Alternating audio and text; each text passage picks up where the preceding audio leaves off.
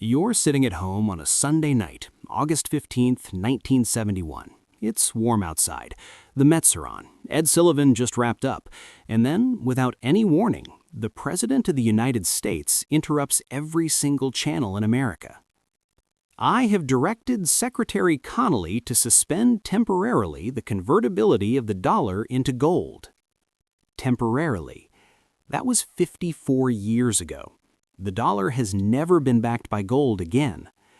In this video, I'm going to show you what happened in the 96 hours before that announcement, the secret meetings, the desperate calculations, the moment one man decided to pull the financial rug out from under the entire world, and why everything about the money in your wallet right now, the inflation you feel at the grocery store, the existence of Bitcoin, the reason your savings account barely keeps up, traces directly back to a single weekend at a mountain retreat in Maryland. To understand what Nixon destroyed, you have to understand what he inherited, and to do that, we need to go back to 1944. The war is still raging, but the Allied powers already know they're going to win, and they are terrified, genuinely terrified, of what happens after. Because they had all seen what happened last time. After World War I, the global economy collapsed. Currencies went into free fall. Germany printed so much money that people needed a wheelbarrow full of cash just to buy a loaf of bread. Hyperinflation wiped out the savings of ordinary families overnight. And from that economic wreckage, from that humiliation and despair, rose Adolf Hitler. So in July 1944, 44 Allied nations sent delegates to a grand hotel in Bretton Woods, New Hampshire. Their mission was simple to state and almost impossibly hard to execute. Build a financial system so stable that the world could never collapse into that kind of chaos again. Here is what they agreed. Every major currency in the world would be pegged, fixed to the US dollar, and the dollar itself would be fixed to gold. 1 ounce of gold would always equal exactly 35 US dollars. No negotiation, no exceptions. Why the dollar? Because in 1944, the United States held approximately 70% of the world's entire monetary gold. America had come out of the war not just militarily dominant, but financially dominant on a scale the world had never seen. The dollar was simply the most trustworthy currency on Earth. Think of it this way. The whole world agreed to use US dollars as the universal language of money, and they trusted those dollars because they could always, theoretically, walk up to the US Treasury and exchange their paper for gold. The gold was the promise, the dollar was the receipt. And it worked, spectacularly. This system created 25 years of almost unbroken global economic growth, the longest peacetime expansion in modern history. Europe rebuilt from rubble, Japan rose from ashes, international trade exploded, the American middle class ballooned. Bretton Woods genuinely, remarkably worked. But there was a flaw baked into the design, a fatal flaw that the economist Robert Triffin identified as early as 1960, and it would eventually doom everything. Here is the problem. For the world to trade in dollars, the world needed dollars. America had to supply them, which meant spending more abroad than it earned, running deficits. But the more dollars you pour into the world, the more you dilute the gold backing those dollars. At some point, there's simply not enough gold at Fort Knox to honor all the dollar receipts floating around the planet. The promise starts to look hollow. And then came Vietnam. By the late 1960s, the United States is spending money it does not have. President Johnson, trying to fund both the Vietnam War and his Great Society social programs at the same time, is running a deficit that would make any sane economist reach for the antacids. Historians call it guns and butter, the idea that you could have both guns, war, and butter, domestic spending, without paying a price. Johnson chose both, and he paid for it by printing money. Inflation starts to rise in America. American goods become more expensive on world markets. Other countries import less from the U.S. The trade deficit grows. More dollars pile up overseas.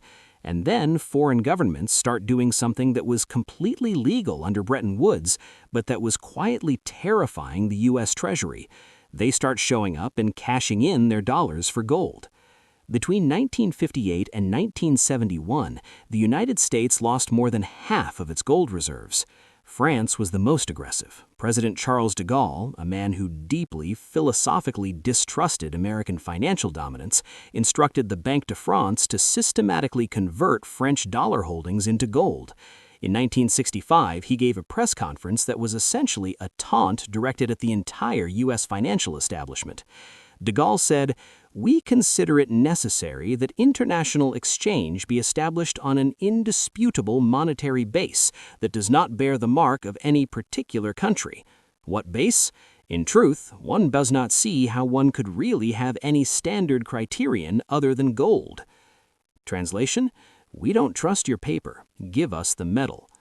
The Actual sent a warship to New York Harbor to collect their gold. A warship to pick up gold from America. That is how bad the relationship had gotten. Nixon comes to office in January 1969 and inherits this ticking clock. The economy is deteriorating, inflation is rising, the Vietnam War is still burning through cash at an astonishing rate, and the gold window is under relentless pressure. Nixon's Treasury Secretary, John Connally, a tough, blunt Texas politician, had a view of international finance that he never tried to sugarcoat. He told European finance ministers, to their faces, "The dollar is our currency, but it's your problem." That single quote tells you everything you need to know about the attitude inside the Nixon White House by 1971.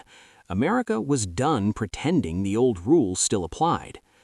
By the summer of 1971, the math has become brutal. The United States has roughly $10 billion worth of gold in reserve, but foreign governments and central banks are holding over $45 billion. If they all showed up at the same time and asked for gold, which they had every legal right to do, America could not pay. The United States was effectively running a massive confidence trick on the entire world, and people were beginning to figure it out. In early August, the British ambassador quietly requests that the U.S. guarantee the value of British dollar holdings, essentially asking for insurance against devaluation. Then the Swiss start converting, then the Germans. The run had begun, slowly at first, then faster. Nixon's economic advisor, Paul Volcker, yes, the same Paul Volcker who would later famously break inflation in the 1980s by raising interest rates to 20%, prepares a top-secret briefing paper. The conclusion is stark. Something has to be done, and it has to be done before the markets open on Monday morning. On Friday, August 13, 1971, without telling Congress, without warning America's closest allies, without telling almost anyone, Nixon summons 15 of his top economic advisors to Camp David, the presidential retreat in the Catoctin Mountains of Maryland. The group includes Treasury Secretary Connally, Paul Volcker, Federal Reserve Chairman Arthur Burns, and Budget Director George Shultz, another figure who would go on to shape American economic policy for decades. They're told to come quietly. No staff, no leaks, no phones out. The stakes are so high that even a rumor of this meeting reaching the currency markets before Monday morning could trigger a catastrophic panic that the administration wouldn't be able to contain. The meeting runs through Friday night, all day Saturday, and into Sunday, and it is not harmonious. Federal Reserve Chairman Arthur Burns is deeply, viscerally opposed to ending gold convertibility. He argues it'll shatter international confidence in the dollar, that it sends a message to the world that America cannot be trusted to honor its commitments, that it breaks every promise made at Bretton Woods. He reportedly said, "We are not a banana republic. We cannot simply tear up the rules of the international monetary system." But Connally and Volcker have done the math. There is no other option. The gold is running out. Either America closes the gold window on its own terms, controlled, deliberate, framed carefully for the public, or it gets forced to do so in chaos after a humiliating run on Fort Knox plays out in real time on the front pages of every newspaper in the world. Connally wins the argument. Nixon makes the call. Over that weekend, 3 decisions are made that will reshape global finance permanently. Decision 1. Close the gold window, immediately and indefinitely. The dollar will no longer be convertible to gold. Full stop. Decision 2. Impose a 90-day wage and price freeze across the entire U.S. economy, an extraordinary government intervention, the kind of thing you'd expect in wartime, designed to choke off inflation before it accelerates. Decision 3. Slap a 10% tariff on all imports, a blunt protectionist move designed to force America's trading partners to revalue their currencies upward against the weakening dollar. These 3 decisions, made in a mountain cabin over a single weekend, would affect every single human being on Earth who ever earned or spent money. Sunday night, August 15, 1971, Nixon goes on television. He interrupts Bonanza, one of the most watched shows in America, to address the nation. Most Americans have no idea what is coming. Most economists don't either. America's closest allies in Europe and Japan are asleep.